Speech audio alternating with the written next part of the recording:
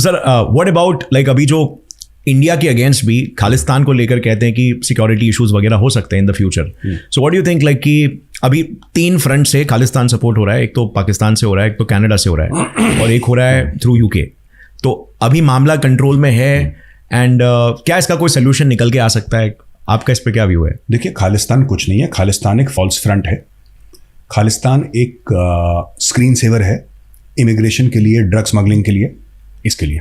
खालिस्तान कुछ नहीं है. जो लोग कहते हैं हम खालिस्तानी हैं, तो उनसे ये पूछिए, भाई मैं कहता हूँ मैं हिंदुस्तानी हूँ, तो हिंदुस्तान की ये ज्योग्राफी है. खालिस्तान की क्या ज्योग्राफी है? कहाँ है खालिस्तान? कनाडा में है खालिस्तान, यूके में है, कहाँ पे है? तो there is no Khalistan, so there is nothing called Khalistani. ये कुछ नहीं करते. सारे के सारे जितने भी खालिस्तानी हैं, ये ड्रग स्मगलर्स हैं, ये कॉन्ट्रैक्ट किलर्स हैं, and they are the worst of humankind. ये सिमरनजीत सिंह मान साहब हैं, मेंबर ऑफ पार्लियामेंट. उनका एक वीडियो है जिसमें वो कह रहे हैं कि मैंने 30-30, 40-40 हज़ार रुपए लेके मैंने लोगों को झूठे सर्टिफिकेट, आप जाके इंटरनेट पे देख सकते हैं यूट्यूब पे, कि मैंने झूठे सर्टिफिकेट दिए कि भारत में इनके खिलाफ बड़ा जुल्म हो रहा है, इसलिए वहाँ पे इनको असाइलम दी जाए, पॉलिटिकल असाइलम, क्योंकि यहाँ पे दिल्ली जो है ना, दिल्ली बड़ा जुल्म कर रहा है.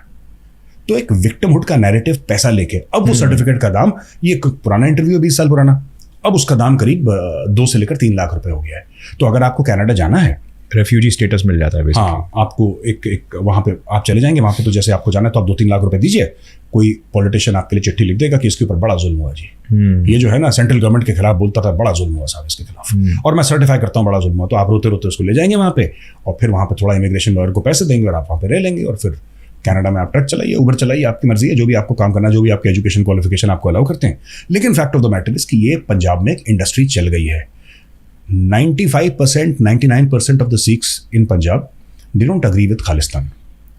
And all over the world, they don't agree with Khalistan. जो सिख है ना, वो बिकॉज उन्हें मालूम है कि ऐसा कोई प्रॉब्लम हुआ ही नहीं है. लाइक मतलब अगर सिख रिलीजन का भी जो इंटरप्रिटेशन है वो ये है कि अगर आपके अगेंस्ट इनजस्टिस हो रहा है तो आप फाइट करो.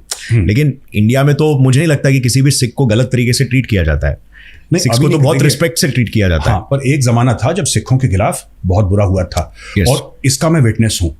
तो मैं कोई सुनी बात, मैंने 84 के दंगे अपनी आंखों से देखे हैं. एक दो आफ्टर ब्लू स्टार ऑपरेशन, हाँ, आफ्टर इंदिरा गांधी के लिए.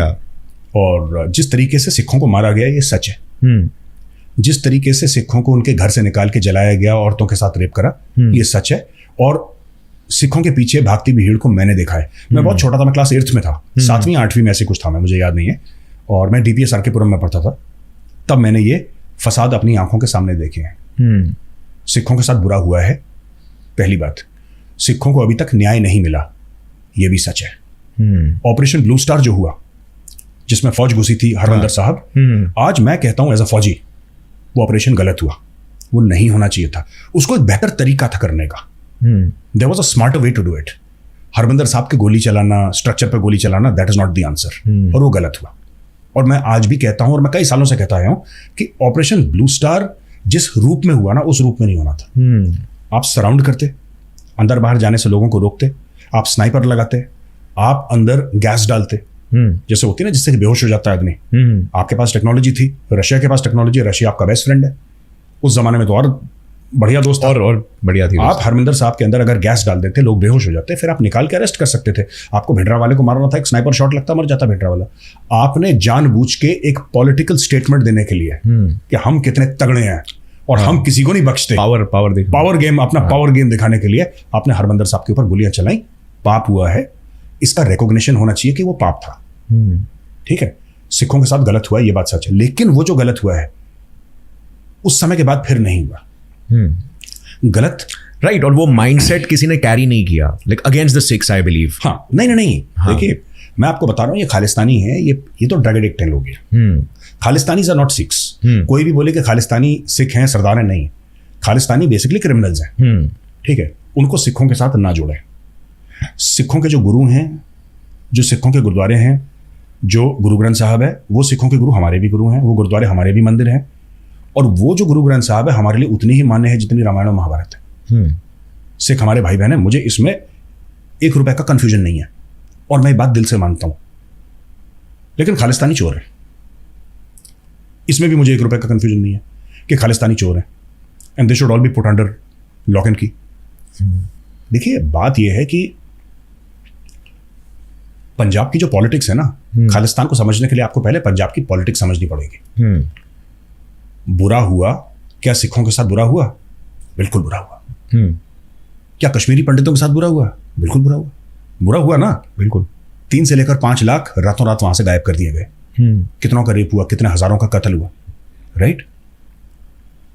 कभी ना कभी भारत के इतिहास में किसी ना किसी कम्युनिटी के साथ बुरा हुआ है, right? But after all this is your country. Having said that, मैं एक बात बताऊं आपको, 84 का अभी तक न्याय नहीं मिला सिखों को, और ये बुरी बात है। It is the failure of the state and it is the failure of our legal system कि सिखों को अभी, और जिन्होंने सिखों के खिलाफ काम करा था, जिन्होंने सिखों के खिलाफ बरगलाया नहीं, जिन्होंने सिखों के खिलाफ राइटिंग करी, जिन्होंने मारा, जिन्होंने सिखों को काटा, जिन्होंने सिख औरतों के साथ रेप करा, वो आज भी खादी पहन के खुला घूम रहे हैं। ये फेलियर आई थिंक कुछ इन्फ्लुएंसर्स थे जिन्होंने पूरा इन्फ्लुएंस किया, राइट? नहीं, कुछ नो, कुछ इन्फ्लुएंसर्स नहीं थे। ओके, ये ऊपर से आशीर्वाद था। कोई इन्फ्लुएंसर नहीं था, कोई ऐसे लोग नहीं थे जिन्होंने बरगला दिया। जो सिखों को दिल्ली में मारा गया, मैं बाहर के बारे में नहीं कह रहा, मुझे नॉलेज नहीं है, क्योंकि मैं उस समय दिल्ली में था, मैं छोटा था बहुत, लेकिन मेरे पिताजी आईटीबीपी में थे, इंडो टिबेटन बॉर्डर पुलिस, वो डीआईजी थे, और हम लोग ए ब्लॉक में रहते थे, आरके पुरम सेक्टर 13, हायत रीजेंसी होटल हमारे घर के बिल्कुल सामने। इनफैक्ट एशियन गेम्स के दौरान हमने हायत रीजेंसी वगैरह ये सब इंफ्रास्ट्रक्चर हमारे सामने बना है, तो हम अपनी बिल्डिंग की छत से देखते थे कि क्या बन रहा है। उस जमाने में बड़ा एक्साइटमेंट होता था, बच्चे थे। तो मैं आपको एक बात बताता चलूं, छोटी सी ना, कोई इन्फ्लुएंसर नहीं था उस वक्त, कोई नहीं था। पार्टीज के influencers? No no no no no, no party, nothing. सिखों को मारा गया है on the orders of that time, उस समय जो केंद्रीय सरकार थी, जो केंद्रीय सरकार थी, जो उस वक्त 1984 में केंद्र में सरकार थी, उसने आदेश दिए थे कि सिखों को मारो, वरना 13 दिन 12 दिन 2 हफ्ते आपके सिख यहां पे दिल्ली में कट रहे हैं। ऐसा कैसे हो सकता है? How is it possible? How is it possible, you tell me. State intervene कर देती। स्टेट इंटरवीन, आप एक फोन करिए इंडियन आर्मी को, प्रधानमंत्री बोले इंडियन आर्मी को कि अगले 6 घंटे के अंदर दिल्ली ऐसा हो जाए कि सबको सांप सूंघ गया है। कैसे किसी की हिम्मत है किसी सरदार का गरेबान पकड़ ले? How is it possible? ये पॉसिबल इसलिए हुआ क्योंकि सेंट्रल गवर्नमेंट ने अलाउ करा, सेंट्रल गवर्नमेंट ने इनकरेज करा। कांग्रेस पार्टी के लीडर्स खुले घूम रहे थे जीपों में, मारो मारो, काटो काटो, दे वर डायरेक्टिंग, इसको मारो, इसको मारो, इसको मारो। तो अगर किसी कम्युनिटी को आपने किसी के साथ गलत कराया, तो भैया दिल में तो रोष होगा। सही बात है, आप जुल्म करोगे तो दिल में रोष होगा, दिल में गुस्सा होगा, गुस्सा है।